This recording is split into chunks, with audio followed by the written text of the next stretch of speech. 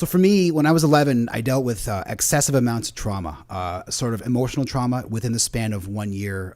Many things happened that probably an 11-year-old kid is not sort of equipped to deal with, and extreme things. So when I hit the later portions of elementary school, I was the redheaded fat kid that had a pretty nasty stutter. And there was a classmate of mine that made my life difficult. There was some extreme amounts of bullying. And I was sort of comforted by the fact that maybe once I got to high school, I would be free of this person. Unfortunately, the universe didn't work that way, and this person followed me into high school. And we're talking extreme bullying, stapling my class schedule to my arm in... You're kidding. Yeah, in the change room. This was the bully in school where all the kids were afraid of him. So nobody would ever stand up and sort of do anything about this. So my thought was, if I can shed all the weight and get down to an impossibly thin weight, this will stop. And so I went anorexic and lost 110 pounds in about 10 months. And thought to myself, okay, so I go away in June of grade 9, come back in September of grade 10, and I'll be super thin, and this will stop. And it didn't. It turned out that I was just who this guy was going to pick on. And I couldn't bring it home to my dad. My dad had suffered, massive bullying in school. He had suffered a nervous breakdown, and this was just not something that he could deal with. My mom was working 2 jobs, and we were essentially hand to mouth. So I couldn't bring this home. And this kid told me that if I had brought this to the principal and it had like resulted in some sort of suspension, his friends would have picked up the cause. So I was trapped. So Christmas break of my grade 10 year, I decided that I was going to take my own life because I couldn't take this anymore.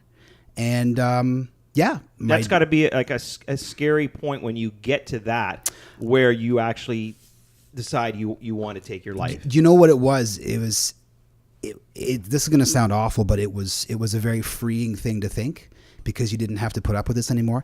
I mean, I was coming home from school and I was so thin that I would be running a hot bathtub and just crying in the bathtub for hours. Now, did you literally make attempts to take your own life? Yes. Yeah. My dad was on a bunch of medication. My father has an illness that they don't have a name for him. When he dies, it'll be named after him. And there was a bunch of medications in the house. So there was a handful of meds, and I sat on my bed, and I was prepared. Glass of water and the whole thing, because I was sick and tired of sort of being told that I wasn't good enough over and over again. Did you have any escape at this time? Did you have anything that you were able to do? Were you playing drums at that point? No. Drum lessons were something that my parents could not afford at that point. I was playing French horn in high school, but sort of 2 things. Music was an escape, and a lot of talk radio. I had talk radio on all the time. John Oakley was a guy. Mm-hmm. I mean, if I could ever say thanks to John Oakley. Sitting on the edge of my bed, and Peter Gabriel came on, and there's a song called "Don't Give Up," which if this is the universe sort of, coming into alignment, the song was called "Don't Give Up." And there's a line where he talks about standing up on a bridge and sort of letting the water flow under the bridge. Mm-hmm. And I couldn't do it. I couldn't leave my parents with unanswered questions. I could not have done that to them. Are you an only child? No, sister. Now, younger sister. So being younger, it was probably difficult to go to her for any solace there, right? Well, and part of the problem is what happened to me when I was 11. My childhood was basically brought to an abrupt halt, and I was forced to essentially become a father figure. And help to raise my sister. My dad was very sick to the point like where I would come home and he would have fallen through our glass coffee table and there was like a shard of glass sticking out of it. So like stuff that like an 11-year-old kid should not be having to deal with. And so didn't do it, and began to sort of take things minute by minute and sort of day by day.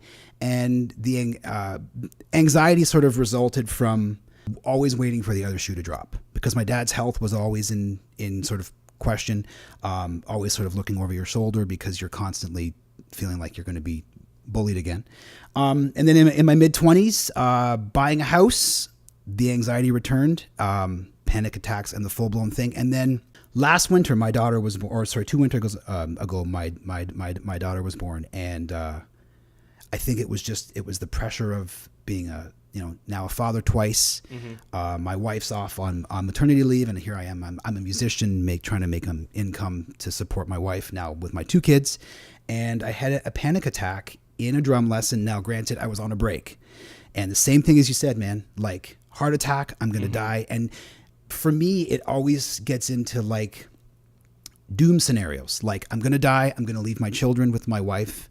And everything's wrong.